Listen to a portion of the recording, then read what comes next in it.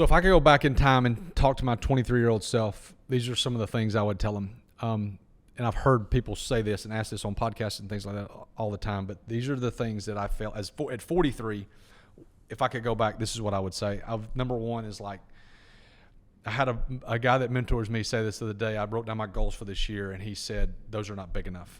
I would tell my 23-year-old self that realistic goals are for common people.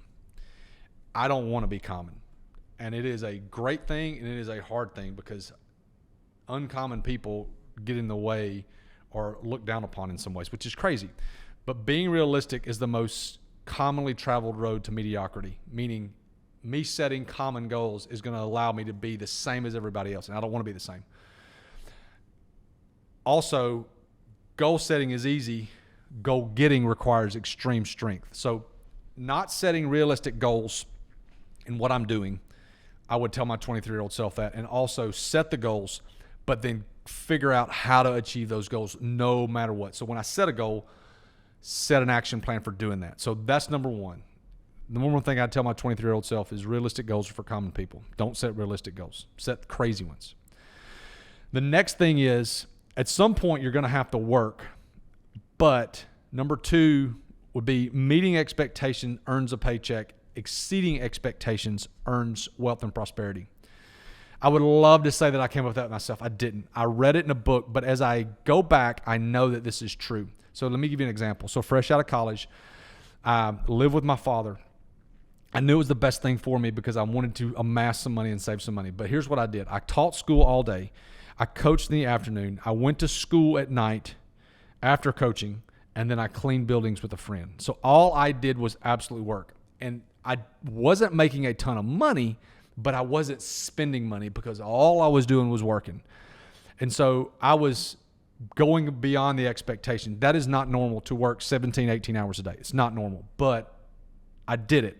I would tell my 23-year-old self, go the extra mile. Do more than you're paid for, because people notice that. Work longer than expected, not just to work, but get more things done. Show genuine interest in other people. Something I have learned, you can't use people. You have to show genuine interest in other people. Be a solution. I want, when someone says we got a problem, if you say I got a problem, first thing I'm going to ask you is what's the solution? So be the solution before you announce that there's a problem, okay?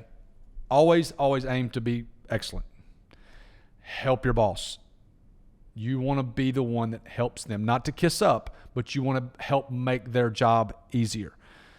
Always give great effort. That's so silly, but it's so good. Strive for perfection, knowing that you're probably not going to hit it. It's totally fine.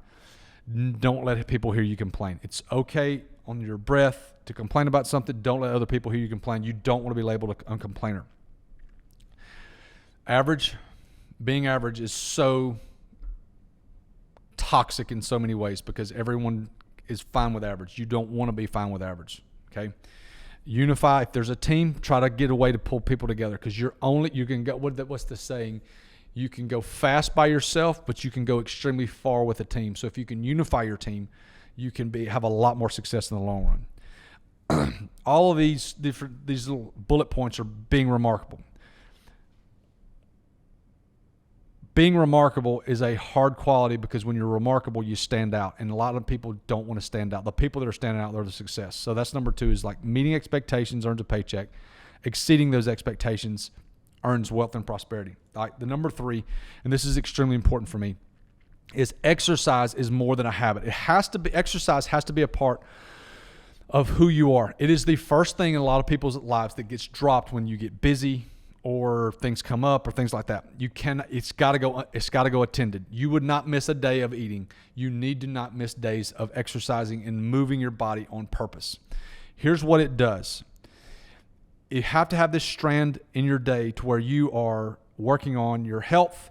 It helps with mental clarity. It helps obviously your physical body. It helps stamina. It helps clear thinking and overall positive well-being. So exercise has got to be more than a habit. At 23, I would tell myself, hey, listen, Thomas, you're going to go through different phases of this. So I went through a marathon phase. I went through a CrossFit phase. I went through a bodybuilding phase. It doesn't matter. Here's the thing. All programs work. You just got to do them. Okay, you're going to go through the different phases, and it's great because it's going to change your body. It's going to change who you are. Okay, but the foundation has to be there of getting out of breath on purpose, moving, exercising your body. Those things have got to be, it's got to be a habit. It's got to be more than a habit, exercise. Okay, that's number 3. Number 4 thing I would tell my 23-year-old self is you are accountable. I am accountable to my own actions. So another example here is I got an email the other day of someone doing something in our kitchen that was not acceptable. So it was very, very small, and it was someone else's fault. So someone left trash in a can, caused some flies. Someone sent me an email, hey, we don't need to do this.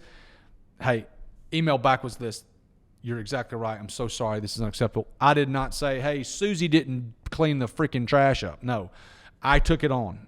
I'm accountable because it's my team. I got to take accountability for who I am, for my job, for the people that I'm in charge of. Your conditions are the sum of your waking hours. What are you doing in those waking hours? Okay. I heard this guy say this, and this is incredibly insightful. He said, we're all self-made, but only the prosperous admit it.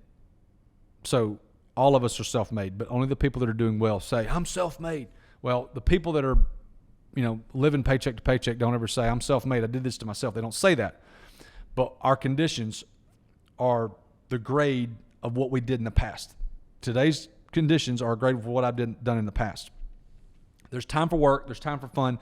Make sure you keep those separate. Work hard. Also play hard. I heard a guy named Kevin Elko that Coach Saban and a bunch of professional coaches have hired. He says, be where your feet are. So if I'm in one place, I got to be focused there, whether it be work or play or family, be where I am so I can be accountable to those people at that time, okay? The world is really, really impartial to talent, brains, and character, but we have to focus on the daily actions that we do, okay? So I'm accountable for those daily actions because that's what God has given me. 90% of all failures come from those people who have a habit of making excuses. Don't make excuses. I'm accountable for my own actions. I would tell my 23-year-old self, be accountable for what you've done. We're never unaccountable for our financial conditions. Staying in the wrong career is my fault. Having too little time is my fault. Not amassing enough savings is my fault.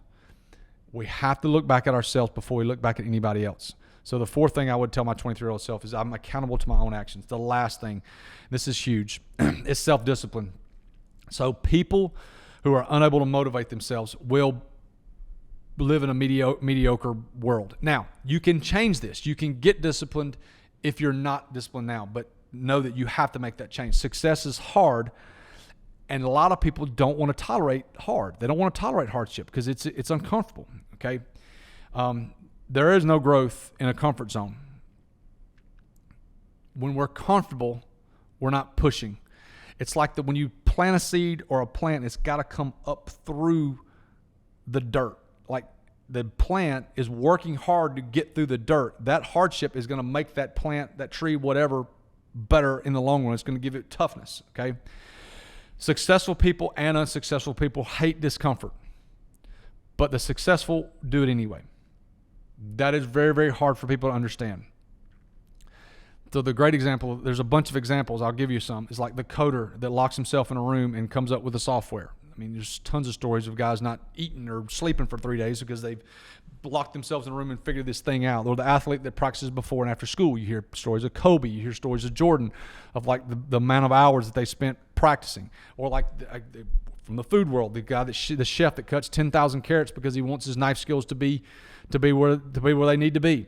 The financial planner. I've seen tons of people that work for people for next to nothing, work 90 hours a week to learn how it's all done. I did that. When I was coaching at NC State. I got to work under a guy that had been in the pros for 25 years. I worked 90 hours a week. I made $14,000 a year working that much, but I learned a ton. Or the college kid, and this is a great example because I know a girl that did this. She's 22, 23 years old. She opened up 2 boutiques, had an online store, still making A's in college, still being active in her sorority. Her name's Sarah Jane. She's wonderful. She went to Auburn.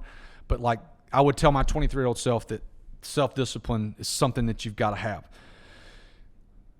if I could go back, I would instill these things. These things are very, very hard, but the commonality thing in everything that we talked about today is these are daily things that can be done that you're not going to see the results of tomorrow. You're always going to see the results of what you did today farther down the line, sometimes a year, sometimes 6 months, sometimes 10 years. But these are the things that I would tell my 23-year-old self if I could go back today.